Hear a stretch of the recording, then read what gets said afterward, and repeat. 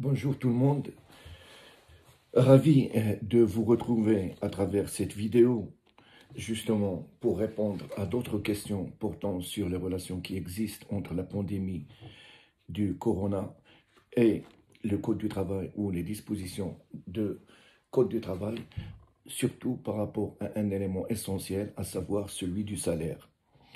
Donc nous savons qu'il y a deux visions du salaire, une vision juridique, puisque le contrat de travail est un contrat synalagmatique, donc en contrepartie de la prestation du travail versé par le salarié, accompli par le salarié au profit de l'entreprise, l'employeur s'oblige, dans ce cas-là, à lui payer son salaire tel que convenu dans le contrat de travail. Mais il y a une deuxième vision du salaire, on appelle la première vision la vision juridique. Cette vision juridique peut se résumer avec l'adage qui stipule « pas de travail, pas de salaire ». La ajra bidouni amal. À côté de cette vision draconienne, juridique, issue du droit civil, le législateur social prend en considération un élément essentiel, à savoir que le salaire joue un rôle fondamental pour le salarié et pour sa famille. Donc, on parle du rôle alimentaire du salaire, ou si vous voulez, le rôle économique du salaire par rapport au salarié, par rapport à sa famille. Et dans ce cas-là, le législateur est intervenu à plusieurs reprises pour faire en sorte à ce que ce salaire soit protégé ou soit maintenu alors que le travailleur n'a pas exercé la prestation. Ce qui veut dire qu'on bafoue l'adage qui stipule pas de travail, pas de salaire. Là, il y aura un salaire alors qu'il n'y a pas de travail accompli par le salarié. Dans ce cas-là, on distingue entre deux types de situations où le salaire est perçu alors que le salarié n'a pas exercé sa prestation de travail. La première situation, sont les cas où l'employeur s'oblige, alors que le salarié n'a pas travaillé, de continuer quand même à lui verser soit la totalité de son salaire, soit une partie de son salaire. On appelle ceci le salaire d'inactivité. Le salaire d'inactivité. Il n'y a pas d'activité, mais l'employeur est dans l'obligation de verser ce salaire-là alors que le salarié n'a pas travaillé. À côté de l'employeur, il y a des organismes sociaux, la CNSS ou les assurances, qui se substituent à l'employeur pour verser le salaire à chaque fois qu'il y a certains événements heureux ou malheureux. À titre d'exemple, la CNSS accorde plusieurs allocations aux salariés alors qu'il n'a pas exécuté son travail. Qu'il me soit permis de donner l'exemple de la maladie du salarié. En dehors des 3 premiers jours de carence, c'est la CNSS qui se substitue à l'employeur pour verser une contrepartie du salaire au salarié jusqu'à sa guérison. Il y a également l'assurance qui se substitue à payer le salaire journalier du salarié d'une manière forfaitaire, bien entendu, jusqu'à sa guérison. On appelle ces organismes qui interviennent pour continuer à verser soit la totalité du salaire, soit une partie du salaire, on les appelle le salaire de substitution. Le salaire de substitution. Donc vous voyez bien qu'il y a une volonté du législateur social de continuer à verser le salaire alors qu'il n'y a pas de travail. L'adage qui stipule pas de travail, pas de salaire, on peut considérer qu'il est un peu archaïque pour notre propos, vu ce que je viens de dire. Par rapport aux situations où l'employeur doit continuer à verser le salaire alors qu'il n'y a pas de travail. Il y a lieu de citer d'abord le congé payé, le congé annuel payé. Nous savons que pour chaque mois, il y a une journée et demie, ce qui ne fait un total pratiquement de 18 jours par année, et le salarié ne va pas travailler pendant ces 18 jours ouvrables, ça lui fait beaucoup plus en termes de jours réels, et malgré tout, il sera quand même payé par un salaire relevant de son congé payé. Si jamais il a été licencié entre-temps, il touchera une indemnité compensatrice du congé payé. Il y a également les situations où il y a des événements heureux ou malheureux qui arrivent aux salariés, genre par exemple le mariage du salarié, il ne travaille pas, il bénéficie de 3 jours de repos et pendant ces 3 jours, si jamais il est mensualisé, l'employeur doit continuer à lui verser son salaire. Il en est de même pour la circoncision, une opération chirurgicale des enfants, et ainsi de suite. Donc, l'employeur, dans ces cas, et bien d'autres, par exemple, pendant la période où le salarié recherche un emploi à l'occasion de son préavis, il a le droit de s'absenter pendant 2 heures par jour, ou bien cumuler les 2 heures pour avoir 8 heures une fois par semaine, ou encore se mettre d'accord avec son employeur pour avoir une durée beaucoup plus longue, 30 heures chaque mois pour la recherche d'un emploi. Le Code du travail indique que cette durée-là est une durée effective du travail et par conséquent, le salaire est payé comme si le salarié avait travaillé. C'est la raison pour laquelle on parle d'un salaire d'inactivité.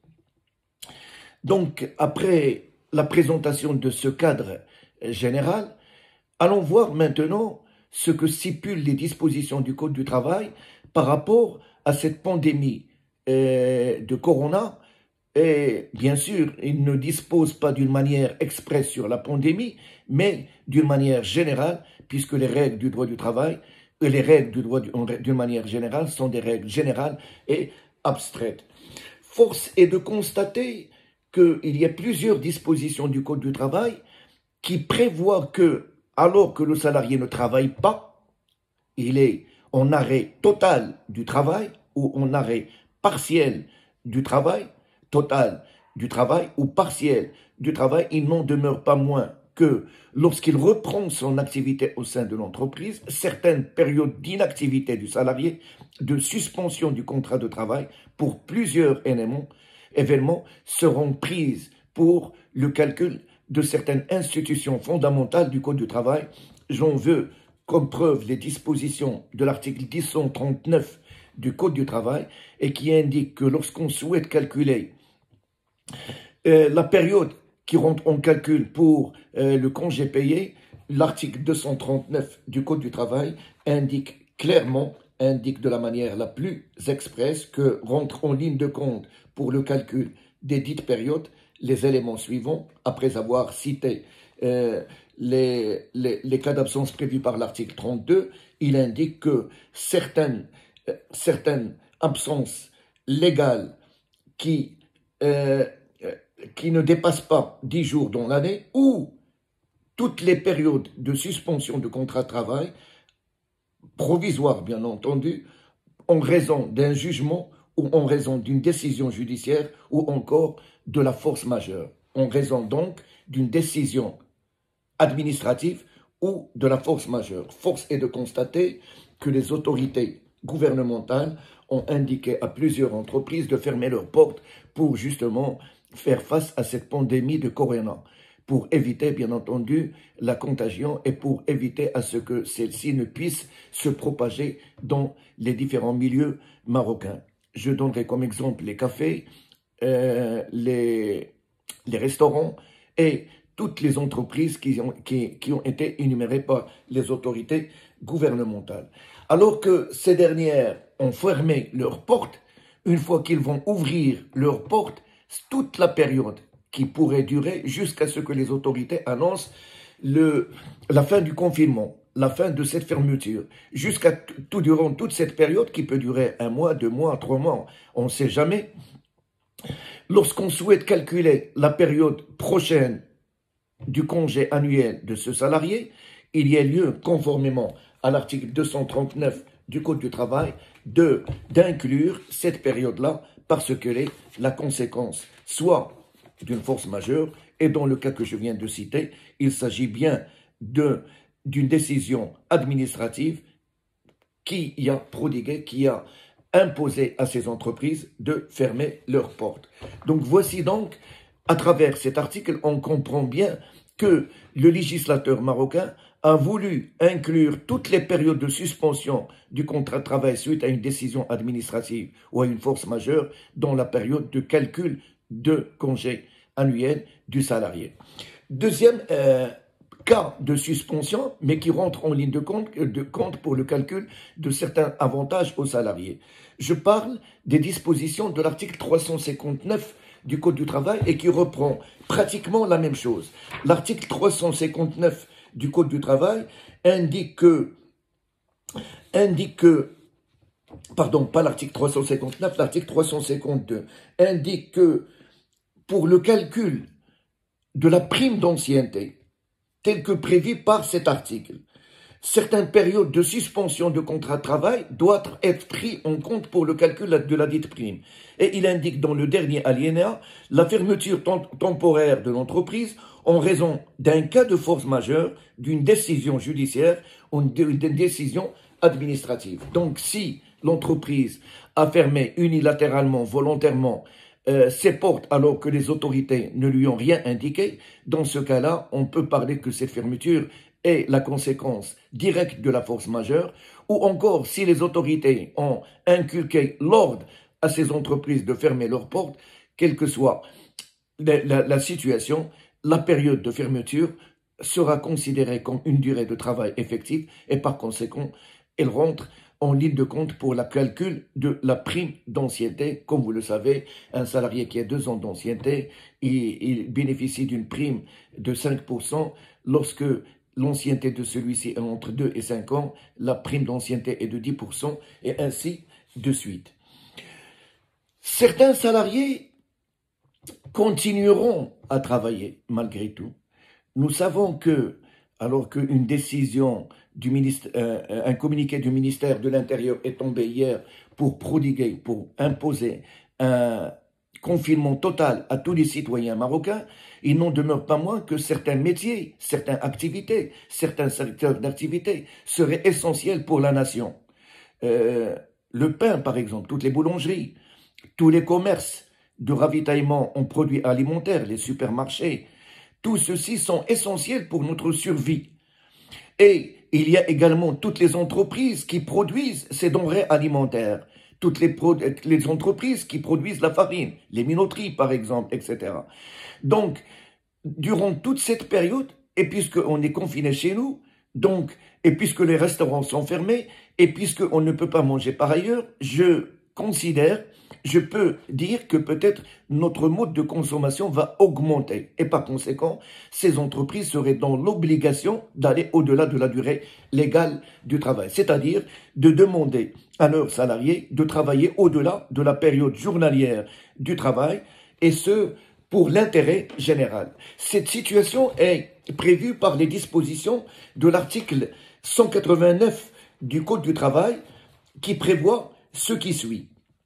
En cas d'interruption collective de travail dans l'établissement ou partie de l'établissement résultant de causes accidentelles ou de force majeure, la durée journalière de travail peut être prolongée à titre de récupération des heures perdues après la consultation des délégués des salariés et le cas échéant les représentants des syndicats dans l'entreprise, et dans tous les cas de figure, la récupération des heures perdues ne peuvent être autorisées que pendant plus de 30 jours par an.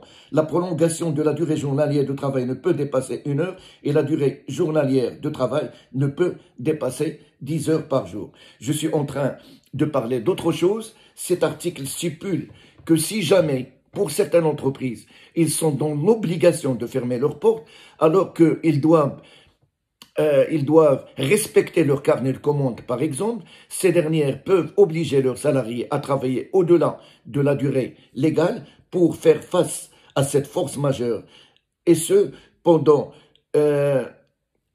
et pour récupérer toutes les heures perdues à cause du confinement total, et ceci se fait dans le cadre de 30 jours maximum par an, et la prolongation de la durée journalière ne peut jamais dépasser 1 heure et la durée journalière ne peut également dépasser en tout état de cause 10 heures par jour. Et bien entendu, pour mettre ce dispositif en place, il faudra consulter les IRP, les institutions représentatives du personnel au sein de l'entreprise. Alors, vous voyez que les dispositions du Code du travail réglemente ce type de situation, mais d'une manière directe. Dans le cas présent, une entreprise a fermé ses portes suite à cette pandémie pour éviter justement sa propagation, et par la suite, il se trouve dans l'obligation de satisfaire ses clients. Il a le droit, pendant une durée de 30 jours différés sur l'année, d'obliger ses salariés à venir travailler à raison d'1 heure par jour, sans qu'ils puissent dépasser 10 heures par jour, après consultation des institutions représentatives du personnel.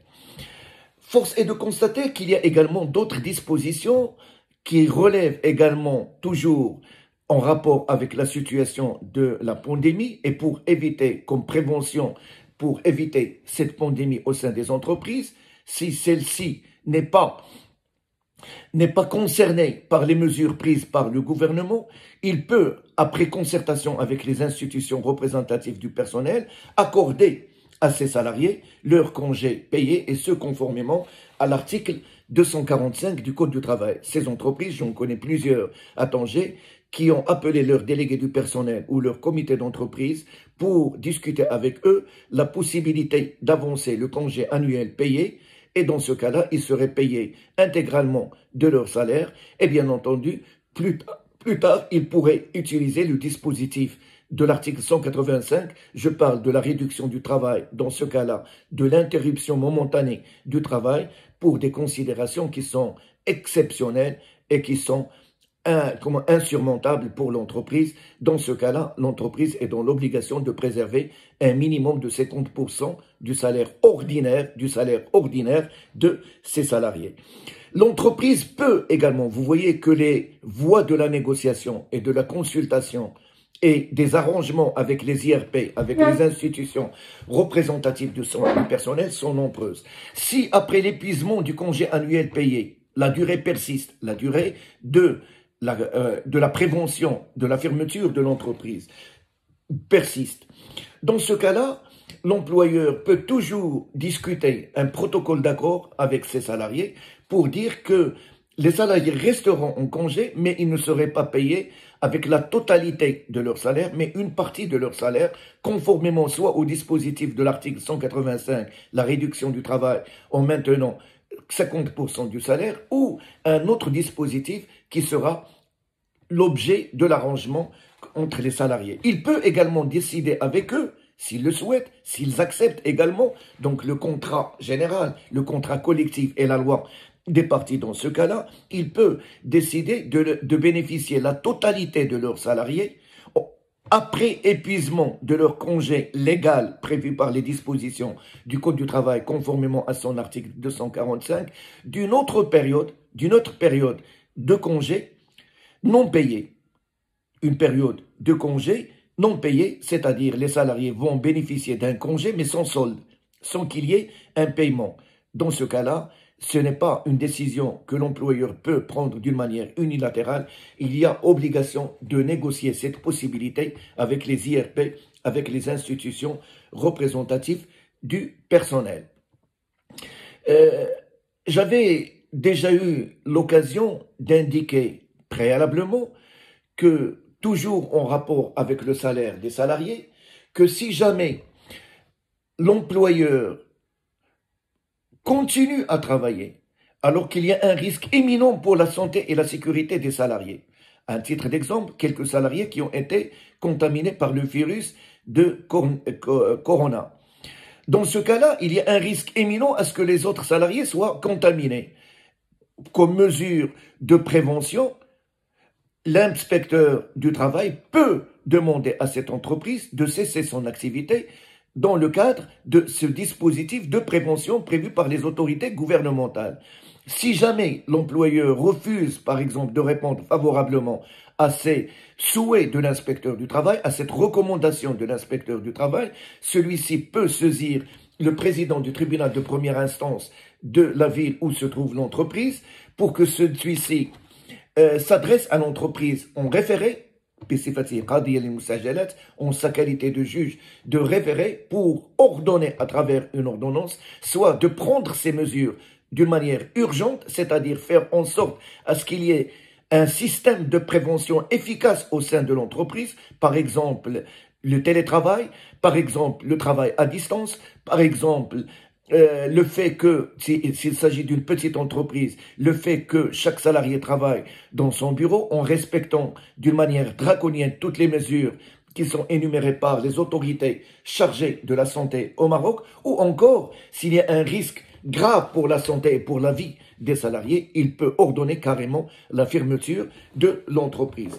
Dans ce cas-là, j'avais déjà eu l'occasion d'en parler, les dispositions de l'article des dispositions de l'article 347 du Code du travail, pardon, c'est pas les dispositions du Code du travail prévoient qu'en pareil cas, 547 du Code du travail prévoit que le salaire serait dû en totalité au salarié pourquoi? Parce que cet employeur a manqué gravement à son obligation de sécurité vis-à-vis de ces derniers. Les dispositions du Code du travail prévoient en pareil cas que lorsque l'article 543, lorsque l'inspecteur du travail saisit de cette affaire, c'est-à-dire de son procès verbal de constatation de ce danger éminent, le président du tribunal de première instance en sa qualité de juge des référés, et par une requête de cet inspecteur du travail,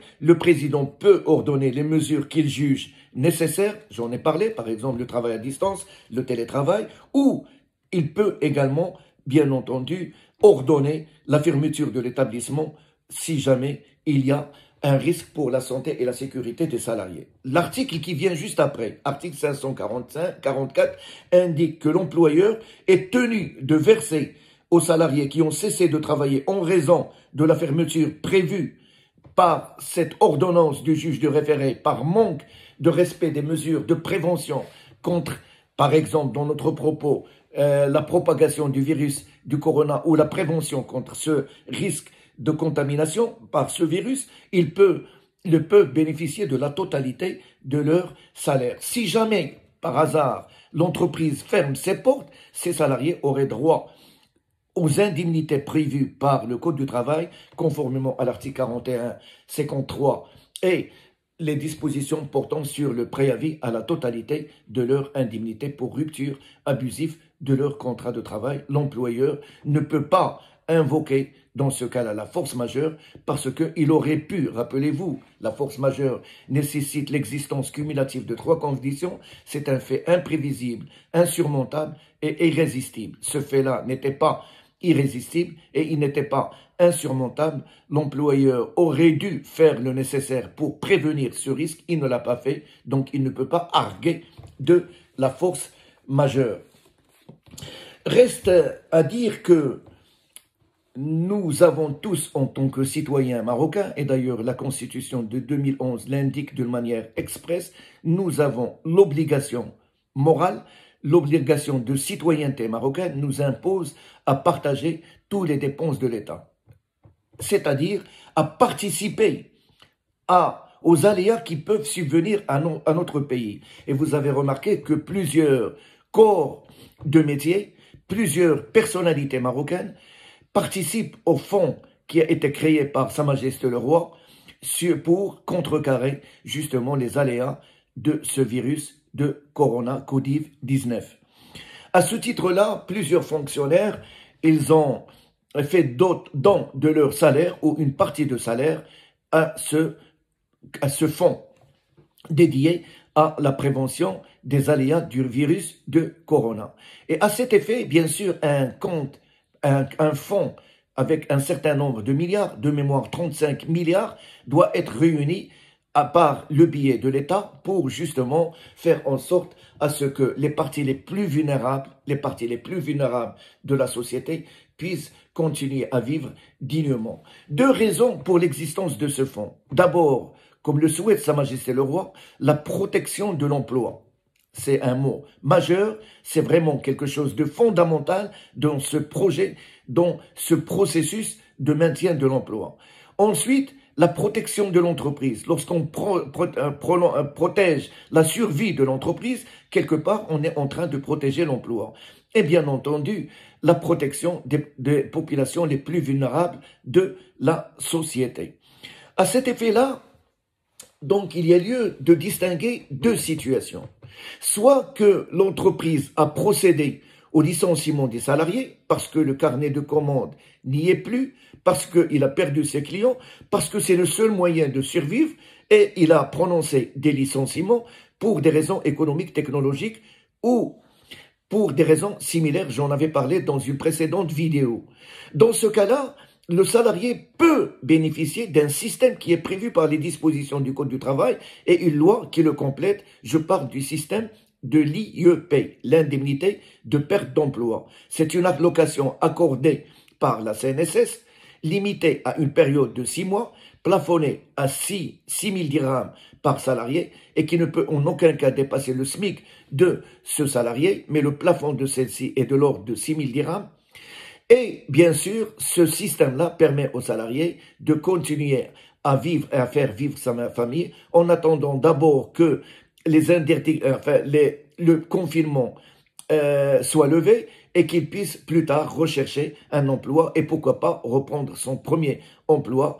Il faut rappeler que les dispositions du Code du travail donnent aux salariés qui ont été licenciés pour des raisons économiques, technologiques ou structurelles ou similaires la priorité d'embauche. C'est ce qui prévoit également les dispositions du Code du travail qui portent sur le licenciement pour des raisons économiques, technologiques ou structurelles. Je cherche avec vous l'article relatif à cet état de fait et c'est bien entendu l'article 71 du Code du travail qui indique les salariés licenciés pour des raisons économiques, technologiques, structurelles ou similaires bénéficient d'une priorité de réembauchage dans les conditions prévues par l'article 508. L'article 508 du Code du travail indique que certains salariés, soit temporaires, soit licenciés pour des raisons économiques, technologiques, bénéficient de la priorité d'embauche dans les 365 jours qui suivent leur licenciement si jamais l'entreprise qui a procédé à ce licenciement crée de nouveaux emplois, crée de nouveaux postes de travail. Ils ont cette priorité. Donc, voici que la CNSS déjà prend en charge l'IPE comme moyen de continuation de versement, soit de la totalité du salaire pour les smicards ou une partie du salaire pour ceux qui touchent beaucoup plus que les sommes prévues par la loi qui a institué l'IPE, l'indemnité de perte d'emploi. Mais à côté de ce dispositif, et suite aux recommandations de Sa Majesté le Roi visant à créer ce fonds-là pour le soutien de l'économie nationale, à travers une batterie de mesures qui doivent être proposées au gouvernement, notamment en termes d'accompagnement des secteurs vulnérables pour justement contrecarrer le choc induit par la crise du coronavirus, tel que le secteur du tourisme qui connaît aujourd'hui de véritables aléas, ou encore le secteur de restauration qui est carrément fermé pour toute activité aujourd'hui. Donc, dans le cadre de ces directives royales, un fonds a été créé à cet effet. Et le ministre des Finances a saisi la commission de finances, du Parlement, de la Chambre du Parlement, pour lui demander de faire des propositions, comment on peut justement faire en sorte à ce que ce fonds soit distribué. Et celle-ci avait, entre autres, recommandé plusieurs mesures, parmi lesquelles participer à l'indemnisation des salariés qui sont licenciés à cause de la propagation du virus, de ce virus-là, Covid-19, le coronavirus, à travers un dispositif qui serait mis en place par les autorités gouvernementales. Suite à ces recommandations, le ministre des Finances, avec le ministre du Travail, le directeur de la CNSS et la CGM ont mis en place une convention qui vise justement à bénéficier de ce fonds pour apporter leur contribution à travers le fonds pour justement permettre aux salariés de continuer à percevoir non pas un salaire, mais plutôt une indemnité. Donc, cette convention qui s'intitule « Convention de partenariat pour l'accompagnement des secteurs vulnérables au choc induit par la pandémie du coronavirus Covid-19 » est entrée en vigueur et il a confié à la CNSS justement de faire en sorte à ce qu'ils mettent en place deux types de mesures. La première mesure, il consiste à verser aux salariés qui ont fait l'objet d'un arrêt de travail total ou partiel, l'entreprise a fermé définitivement ses portes, ou encore il a fermé partiellement ses portes. Dans ce cas-là, la CNSS, à travers ce fonds, à travers ce fonds. Donc les fonds, l'argent, il va venir de ce fonds. Il va verser une indemnité à ses salariés licenciés dont le contrat a été rompu à cause du coronavirus, une indemnité équivalente à 2000 dirhams net par mois. À 2000 dirhams net par mois, mais avec certaines conditions. Il faudra que le salarié fasse partie de l'effectif de l'entreprise avant le mois de février.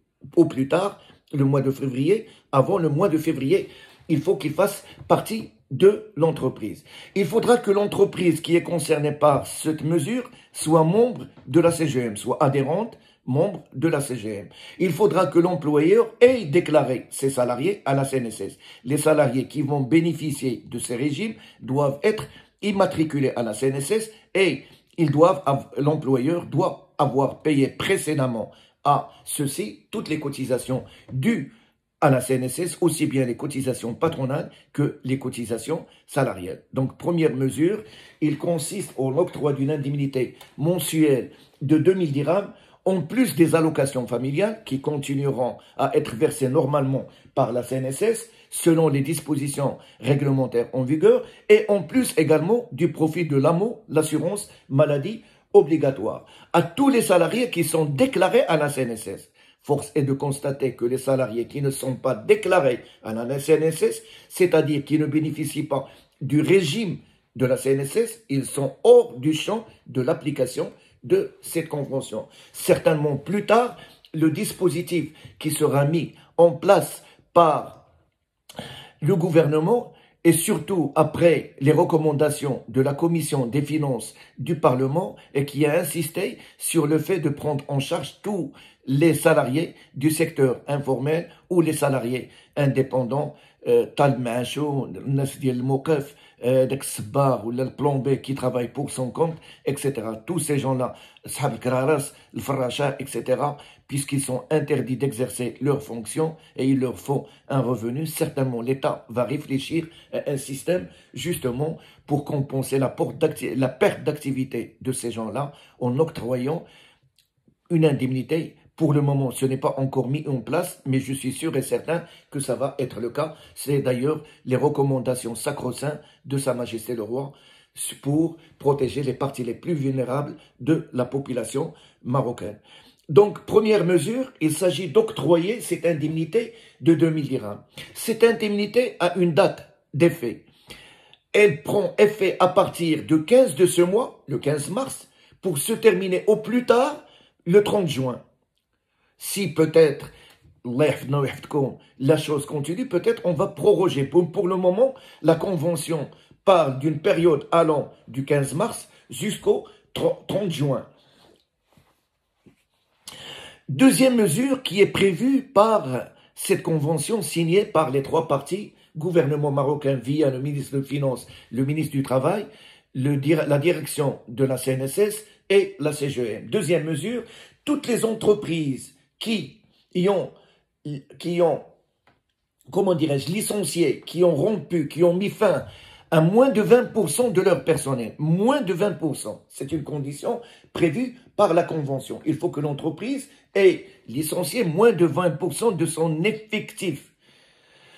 Ils peuvent bénéficier, dans ce cas-là, d'une prise en charge par l'État des cotisations sociales patronales qui relèvent également de la taxe de la formation professionnelle, à condition qu'ils s'engagent, qu'ils aient déjà réduit leur personnel de moins de 20% ou qu'ils s'engagent via une déclaration à la CNSS que, si jamais ils ne l'ont pas encore fait, de ne réduire que 20% de leur personnel, pas plus que 20%. Dans ce cas-là, l'État va se substituer à eux pour verser à la CNSS les cotisations patronales dues à la CNSS ainsi que la taxe professionnelle. Ils seraient exonérés de ces charges patronales dues à la CNSS et de la taxe professionnelle, justement de la période allant du 15 mars jusqu'au 30 juin, de la même manière que pour l'indemnité qui est allouée aux entreprises qui ont mis fin au contrat de travail d'une manière totale ou d'une manière partielle à leur entreprise. Qui sont les entreprises éligibles? pour bénéficier de ces systèmes. D'abord, force est de constater que la Convention prévoit que ce sont les entreprises qui sont adhérentes, qui sont membres de la CGM. Mais est-ce que toutes les entreprises de tout secteur confondu vont bénéficier de ce régime prévu par cette convention? La convention indique qu'il y a une commission, un comité de veille économique qui doit se réunir et mettre en place une commission technique qui décidera, suite aux propositions de la CGM et de certaines confédérations, est-ce qu'ils vont bénéficier de régime ou pas. Donc, c'est une commission qui va se réunir plus tard pour nous indiquer que voici les secteurs qui vont bénéficier de ce régime. À titre d'exemple, le secteur du tourisme. Autre exemple, le secteur de la restauration tout entier, avec les aléas de sa fermeture, bien sûr, il va connaître énormément de difficultés et bien entendu, il peut, suite aux recommandations qui verront le jour plus tard, pour le moment, mais elle m'a rejeté les décisions de la commission pour savoir quels sont les secteurs d'activité qui vont bénéficier de ce site. Donc vous voyez que l'État, il a pris en charge les conséquences négatives sur les revenus des salariés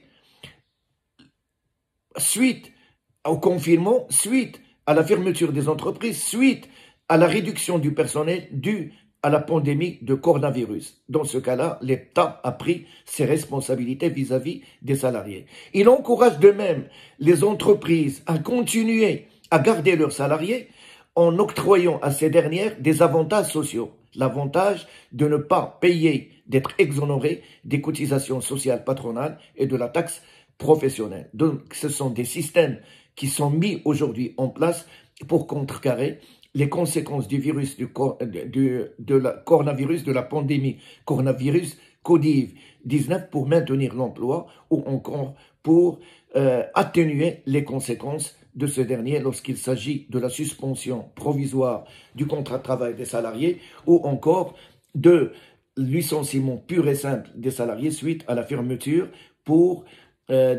par décision administrative. Qu'est-ce qu'il y a d'autre à dire?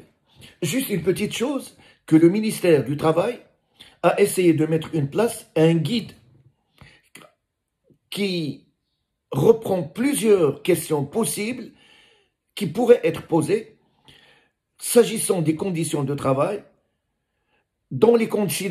avec les considérations exceptionnelles que l'entreprise vit aujourd'hui, justement pour éviter la pandémie de coronavirus. Il s'agit d'un guide avec plusieurs questions posées par le ministère, les plus souvent posées par les interlocuteurs du ministère du Travail et qui donnent des réponses à plusieurs interrogations des employeurs, des salariés et des syndicats. Voici ce que j'avais à dire dans cette deuxième partie, en relation avec le salaire des salariés, étant entendu qu'il y avait déjà une première intervention sur cette question et toujours en relation avec le salaire des salariés, j'avais parlé des dispositifs prévus par l'article 300 du Code du travail et qui indique qu'en cas de violation des prescriptions législatives ou réglementaires relatives à l'hygiène et à la sécurité, que la procédure de mise en demeure soit ou non applicable, le tribunal peut prononcer une condamnation assortie de la fermeture temporaire de l'établissement, c'est-à-dire si jamais l'employeur viole les dispositions relatives au chapitre ou livre portant sur les mesures d'hygiène et de sécurité, il peut se voir être condamné conformément aux dispositions des articles 298, 299 et 300 par une peine qui peut aller jusqu'à la fermeture de l'entreprise et dans ce cas-là, l'employeur continuera pendant toute la fermeture temporaire de l'entreprise. Il est tenu de continuer à verser le salaire de ses salariés, les indemnités et les avantages en espèces et en nature qui sont dus et qui touchaient avant la date de la fermeture. Donc le salaire, vous avez remarqué qu'il est dû en totalité ou en partie. C'est un salaire d'inactivité ou il y a un salaire de substitution via certains organismes tels que la CNSS qui peut verser cette continuité de salaire, de revenus aux salariés via soit le système de l'IPE, l'indemnité de perte d'emploi, soit le système prévu par la convention signée entre l'État, la CGM et la direction de la CNSS. Je vous remercie pour votre attention et au plaisir de vous retrouver dans le cadre d'une autre vidéo sur un autre thème, toujours en rapport avec la pandémie de coronavirus. Et je demande au grand Dieu là-haut de nous protéger tous, de protéger notre patrie, de protéger notre roi, de protéger notre famille et surtout, respectez s'il vous plaît les directives des autorités de santé, les directives des autorités marocaines sur le confinement total. Il y va de notre vie, il y va de notre survie, de ceux qu'on aime, de nos proches, de nos familles, de nos amis, de notre peuple. Allah يعطينا ويعطيكم الصحة والعافية et merci pour votre attention.